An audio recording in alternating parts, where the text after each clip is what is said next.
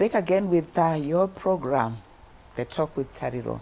And this week we are looking at one issue which is causing havoc in our country. And it's not the first time that we have discussed this issue. But why we keep on getting on to discussing this issue on a regular basis, it's because we need to make sure we do away with this problem. It's affecting our young people. It's affecting our communities. We really need to address it. The issue of drug and alcohol abuse. We know that the president has even gone on to launch a no drugs campaign in a country, thereby proving how challenging this issue has become. We have again Miles Jacobs. We had him last week when we were talking about mental health issues, and we do know with drug and alcohol abuse, in a way, it also leads to mental health challenges. Miles, welcome to the talk. Thank you. Yes, unpack for us how challenging, how prevalent the issue of drugs and alcohol abuse. I don't know the best way to put it across, but I would say that it's a national disaster. It's a situation where, if we look at previous societies, we look at the West, we look at the Middle East, we have had this sort of phase that we are going through. I like to call it a phase because I have faith that we will go past it. They struggled. It's not a 1 year thing. It's not a 2 year thing. It's not a 3 year thing. And it's not just the young ones who are at risk. It's also the grown ones. And I'll tell you the honest truth. There's no way, Tari, you just wake up and say, I want to try cocaine. There's no way. No way that is possible. Someone has to introduce it to you. You have to be in a circle where you feel maybe I'm missing out. So with the kids, it's mostly peer pressure. With the adults, we are coming out of COVID. And COVID left us with quite a few problems, and we're still dealing with what we suffered during the I mean, we're still there, but what we suffered the past year and the past 2 years, people got to stay at home. So to some extent, COVID has sort of like escalated the situation, because like the Bible says, an idle mind. You know, if you're at home and there's nothing happening, you are bound to go in unhealthy practices. So that's where we are. It's a serious problem, and as parents, I know we are going to come where we're going to start saying, okay, Miles, this is not feasible, it cannot be done. But with the youth, it's just managing their time. We have kids as young as 8. We have kids as young as 7 years who are now taking these drugs. And we've got those situations now. We have so many. I think right now we have a child obesity prevention program, which we do in schools. We have now changed it because we really don't have obese kids within the school. We do have underweight kids, but the most important thing that the school heads is the drug abuse. So we have as low as grade 7s, grade 6s, they're taking these drugs. But for an 8-year-old, really, where are they getting all that information from for them to then even start experimenting? Financial stability is a problem. Financial independence is a problem. So back in the day, you would know that every child would go to school. We have kids who are not going to school, and who are on the streets. And we've gone through a phase where there are people who have made fortunes without attending school. And it has been misinterpreted that I don't really need to school. Look at Miles. He never went to grade 7. He never went to Form 4. He never went to university. But look, he's driving a Range Rover. So where do the drugs come in there? These kids who are on these streets, not doing anything, being idle, they are looking for something to just pleasure themselves. They are young kids. They don't know the implications of what they're doing, but at the same time, they have time to try anything and everything. Exactly. But we also have kids who are within the home. Exactly. You spoke about kids within the school environment. You have even worryingly spoken about kids as young as 8 years. Yes. Right. Being hooked onto drugs. Exactly. Yeah. So it's not just idle No, definitely no. Right, let's look at the other phase. We're looking at kids who are actually going to school. Now, there are two things that are affecting the rise in the intake of these illegal substances. Now, the first thing is proximity, should I say? I don't want to use the word social media, because social media, when it began, it's a good thing. It's bringing communities together. But at the same time, there are sort of things that are not morally correct that these kids can access over social media. And it sort of like triggers when I'm sure if you look at your mental state when you were a kid, you could dare, right? You're like, you know what? I can walk today. I can do this.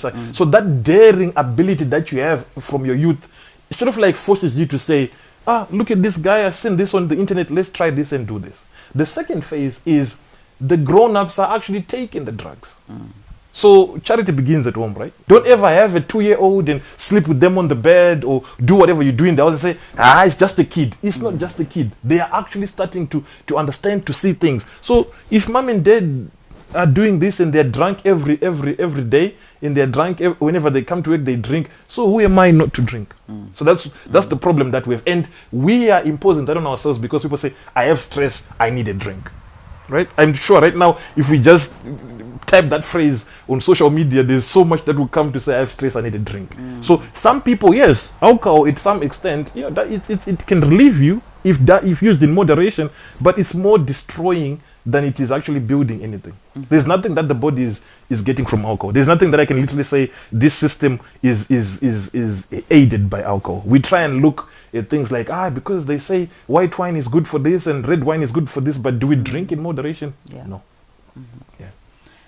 For young people, we know you deal with young people. Yes. What are the reasons, besides the peer pressure that you spoke about, what are the reasons that they are giving you in terms of why they're indulging? Okay. I think most of the reasons are to do with abuse within the household. Our community is different now. Back in the day, we had long-lasting relationships. I don't want to say meaningful, but we had different relationships to today.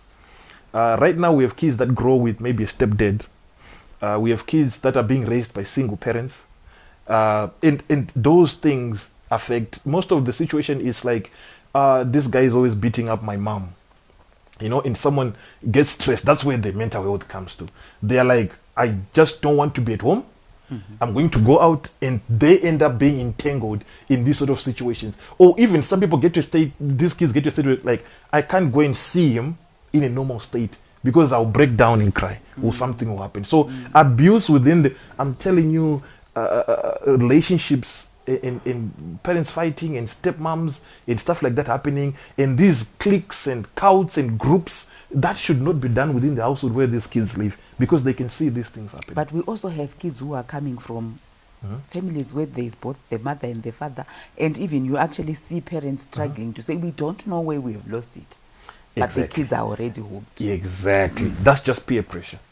That's just peer pressure. A child meets to an someone. extent where now we are calling it a national disaster. It is possible. Listen, a drug is something. This is why drug dealers make millions. Because they know, Tari, at 8 o'clock every day, you're going to come and look for it. Do you understand what I'm trying to say? Once this is why awareness, and like I said, most of the stuff that programs we do is a preventative approach. You're not supposed to be even taking it. You need to, if it's children, you need to monitor their time so much. I know parents will say, Miles, I did everything possible to look after my child, but there's something that you missed. Well, he is saying there might be something that we are missing. And for me, the issue is we've gotten to a stage where we are saying drug and alcohol abuse in our country is almost like a national disaster, like what you said. Where are we missing the mark? Join us after the break.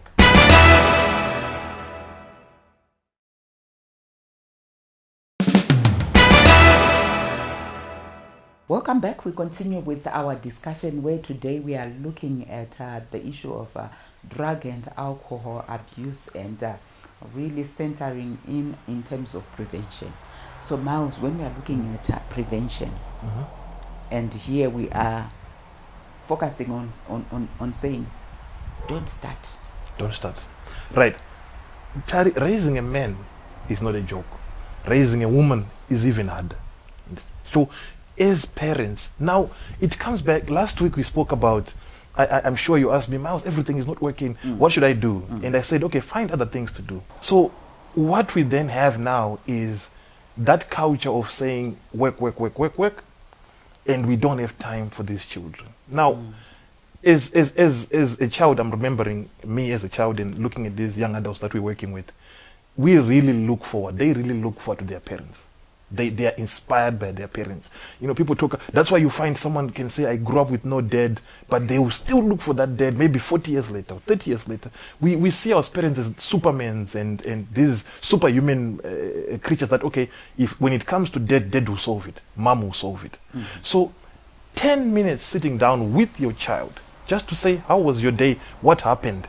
You are trying to pick up exactly what was happening with this child. Let me tell you something. The way you are putting everything on parents, Yeah, definitely. everything is boiling down to the parents. No. There's no way an 8-year-old is just going to come out of the house and start taking cocaine and stuff like that. They So you have are a thinking household. they're getting it from home. They are getting it from somewhere, but they are not. It's not from their own initiative.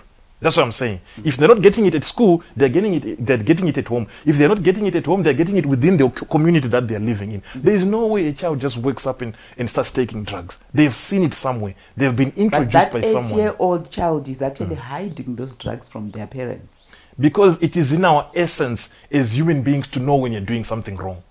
You do not, the way we were created, you do not need to see a pastor. You don't need to read the Bible to know this is wrong. So my issue is to then say, when we are talking about prevention, I'm looking at something targeting the young person, because the moment we just say parents, we have lots of parents who are actually struggling with their kids, and they don't even know where it has started. We have laid down everything, the rules, everything within the home, but drug and alcohol abuse is happening. It's prevalent. Exactly. Parents are struggling with their children. We have parents who are even having mental health issues because definitely, because of what the child is doing. So I would want something that's really focusing on the children, because we will be running Tari, away and saying, are you saying the child is just doing it from their own initiative? That's what I want to find out. You work with these children. Where is the problem? Because that's where we want to address. Because as a parent, I'm struggling. I haven't even taken the drugs, but I'm hearing I'm struggling with my child. Already they are all doing all those things. So if we're talking about prevention, I'm looking at an intervention that's targeting the young person. Okay. Where is the problem? Where is it emanating from? Okay. Why is the child taking the drug? That's what. And where is it emanating from? When you mean it's not within the home. Oh, definitely. That's what I'm saying. This is being introduced in the neighborhood, or is being introduced at school. Wherever this child is spending their time, that's where they are getting it from. So manage the kids' time. Manage their time. That's number one. If I manage your time, I know exactly where you are and what you're doing. My child is left home at 7, going to school. Exactly. They come back at 5. And things. Do they finish work at 5? No. Do they finish school at 5? Yes, maybe they are finishing with extracurricular activities. Because here, what I'm looking at, everything you are boiling it down to the parent. The parent would have done everything. I want something that is child-centered, where we are saying, if I'm talking about prevention, maybe you are telling me as a child, please don't do A, B, C, D. But the moment you move it to the parent, then the child is almost like, they've got no responsibility. Everything has to boil down to the parent. No. They do. Oh, I understand you now. I didn't understand you previously. Right. So it is your responsibility to raise awareness to the child. It is the church, Sunday school's responsibility to raise awareness to these kids. It is any group where this child spends time for them to raise awareness to the kid and tell them continuously that, you know what, this is not good for you. If you find people doing this is just like you teach a girl child that you should never let anyone touch you and stuff like that. How are you interacting with the children in terms of your prevention programs? Right. We have adults, let's say almost close to adults. Right. The first guys, we meet them because maybe the college has a program that is youth mentoring there. So that is easy because we're just going to the college or we're going to high school and saying, listen, can we have kids who are Form 3, Form 4, Form 5, Form 6 or whatever, and can we work with them and raise awareness with them, right? And making them understand the dangers of actually taking these substances and where it leads to them. Trust me, these kids want to learn. Trust me, these kids really want to learn. So if you start telling them, they'll listen, especially if it's coming from a different sort of like voice. So if you're saying they'll listen, but we have a national disaster. We don't have enough institutions. We don't have enough people making noise about it. Let's all merge as organizations. Let's all merge as youth organizations, as churches, as parent organizations, as even the neighborhood watch. Let's find time to say, okay, listen, we're going to be talking about this. Our children come and spend time. Find the things that they like. Find if they like to be in a park, if they like a picnic setting. And you see with the youth mentoring, when it comes to drug and alcohol abuse, we use lunch and learn sessions. We give them free lunch. Okay, so if you want to catch a road runner, you throw things there so that it comes to you. So lure them. So and they make them come understand. to you. What then do you do with them? Teach them career guidance, teach them self-development, teach them time management, teach them health and nutrition, and make them understand that if you want to be the person that you want to be, if you do A, B, C, and D, you're not going to get there. And also make them understand that nothing stands alone, no discipline stands alone. Whatever you do affects. Yeah, I'm not seeing how somebody who might have already started taking drugs, taking alcohol, and then you're talking to me about career guidance. No. I'll switch off. No. These kids have not taken. This is still awareness. If someone has already taken, then that's a different situation. How do you deal with those? They have to go to guys who are doing alcohol rehabilitation. If someone is already deep in there, they have to go to Alcohol Anonymous, all those organizations that deal with these guys who are already on drugs and they're already addicts. We are talking about kids that don't know about this yet, or kids who are taking alcohol as recreational, but they are not in a situation where they now depend on that. They are not going to school because of that. Join us after the break. We'll continue with our discussion.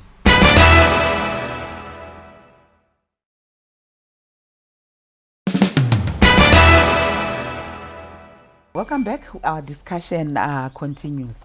Miles, so for a young person who is watching you now and listening to you, is contemplating starting themselves on drugs or starting themselves on alcohol, what message would you give them? Okay, right. You are responsible for yourself. Okay, parents will help you out, parents will pay for your fees, parents will aid you, but your health and your well-being, you are entirely responsible for whatever it is that you're going to do. So if you're someone who's trying to say, okay, I want to go into drugs because my friend is doing it, these are some of the things that you can expect to happen to you from the negative side. There's no positive coming from it. So for example, number one is going to damage your relationships. Okay, if you go on alcohol and drugs, definitely you're going to damage your relationships with your parents, relationships with your peers, relationships with whenever you start. If you start, I don't care how low you start, I don't care if it's marijuana, if it's cocaine, if it's something very tiny. Even I heard people are drinking gripe water even now. Do not start, because it's going to affect. If you care about your relationships, you care about your family, you care about the people around you in the community, it's going to affect your relationship. The next thing is it's going to affect your health. Okay, if you're looking to have children in the future, alcohol can stop that. These drugs are going to damage your immune system, and you're not going to be able to fertility is going to be a problem. And we always hear of people doing things after having taken these drugs that you're not responsible for. So you might end up getting unwanted pregnancies. You might end up getting infections. These things are coming after you've taken the drug, because you have lost control of yourself. Okay. The other thing is your general health. Like I said, you're going to start having these diseases that don't know where they are coming from. Ideally, you are destroying the systems as far as you're thinking, I'm having a quick fix. Exactly. So, and then you're slowing down your progress as well. Who do you want to be? What is your life purpose? Where do you want to be? Do you want to do change? How do you want people to remember you? How do you want to impact your community? I know we all have dreams, and these guys who are watching, they want to be pilots, they want to be advocates for this. If you take just for that one moment that you say, I'm just going to try this and see how it works, trust me, you have started on a very bad path. And it's not something, a lot of people say, I can just have 2 puffs and then I'll let it go when I don't want to have it. You won't be able to come off that easily. Once you take this path, you start taking these drugs, no matter how small the quantity, it's going to take a long time for you to come off them, if you manage to come off them. Exactly. Yeah. So. And maybe for young people who might be watching, we might even have people from institutions like the church. I'm looking at institutions like schools even. Exactly, yeah. What role can they play in terms of this prevention agenda that you are also driving? So are we saying the authorities within these groups? I think to do with schools is, it has to go on the curriculum. just like we are asking for mental health to go on the curriculum. I think we have to really be practical with it, and people actually need to see, okay, what is it exactly that is destroying? Bring these drugs, let them see them, bring these drugs and play. Listen, this is what you're going to be taking. If you find yourself under pressure because ABC is taking them, these are the problems that you're going to face if you take these drugs. The guys in the church, we know church is always there to help us. I think they also need to come in, and I know there's a lot of youth conferences, youth this, youth that. If there's no one who is sort of like qualified to give sort of like tutorials on this, they can always invite people like us and other guys who are in the industry to come and talk to the church whenever there's a youth conference, when they're talking about relationships and growing up and stuff. This should be focal whenever there is a youth gathering. Whenever there's a youth gathering, there should be something like this. Let them hear it all the time. Yeah.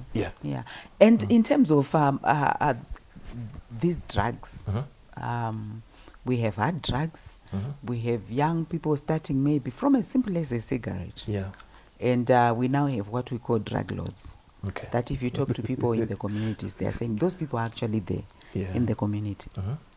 What role can the community do to do away with these groups who in times you often hear people saying they're actually quite dangerous now? They are. Yeah. When you look at those type of groups, there's too much fear around that. And usually as a community, as people, as individuals, we normally say, it's not my business. I don't want to be entangled in something like that. But I've noticed that they are now sort of like neighborhood groups, community groups. I know in my neighborhood there's guys that talk about, there was a thief, be careful, this person is a thief, this maid steals. I think on the same platform, let's also sort of like talk about it to say, guys, can you see what's happening by number 37? Kids are going to spend more time there. They spend all the time they are taking drugs. Can't we call the local authorities? Can't we call a certain governing body to come and intervene, maybe anonymously, without us? We can't really advise people to go and confront those people because they are very dangerous. And they are using it as a way of making money. And we understand what drugs and money, there's always killing of people and beating up of people. And for maybe parents who are watching you, yes, we know you are talking about prevention. Is there something like secondary prevention? Or even for kids, they've already started, but might want to then say, I want to stop. Is there a way that somebody who is already started can be assisted? Are these parents already knowing that their kids have started, or they still need to find out if the kids... Maybe they know that the kid is already started, they've tried everything. But in terms of just saying, where do I take my child? They are hooked already. They are struggling already. Or I'm a child, I'm watching you, I had already started. But I don't know how to stop. And you can't access those Alcohol Anonymous places, and you can't access I don't even know that they exist. I think when you have a situation where the parent knows that my child is taking drugs, the first level is to actually let them know that what they're doing is wrong. But there comes a time when the child can no longer listen to whoever is advising the child that this is the problem. That is where I think there's no other way. The parent has to sort of like reach out to where the child spends time, reach out to a mentor. Maybe there's a certain place or a certain someone that the child listens to. It can be within the family, it can be within the church. And then obviously if that doesn't work, then we now need to sort of like engage a professional, maybe rehabilitation and stuff like that. So what are these rehabilitation places that are there? You have quite a lot. You have Alcohol Anonymous. I think they concentrate mostly on alcohol. Young adults who are on alcohol, and they don't need to know who you are, and you're just calling, and then they help you come off the drugs. Does this help though, Miles? Because that's one question that I have. We have all these institutions. We hear people talking about rehab. When let's say a child is addicted, and you put them in rehab, does it really work? Yes and because no. we often hear of relapses and all. Exactly. Yeah. Yes and no, because when a child goes to a rehab center, for a certain period of time, they will learn to not live with that addiction.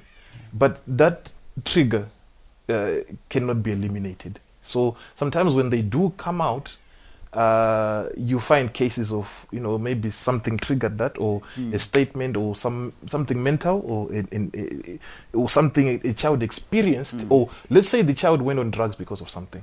If they encounter that again, they are bound to go back, and when they go back, you can't really do anything about it. So the best is actually not to start. Exactly. That's why with all the programs, like I say, prevention is better than cure. When it gets to it's very difficult to bring someone back. I think if we do most of the work early, we can stop ourselves from expensive situations later on.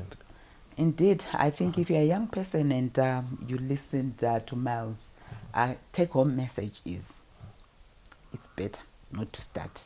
Like you heard from him, yes, rehab centers are there, but it is very difficult for you to actually come back. Until next week, it's goodbye.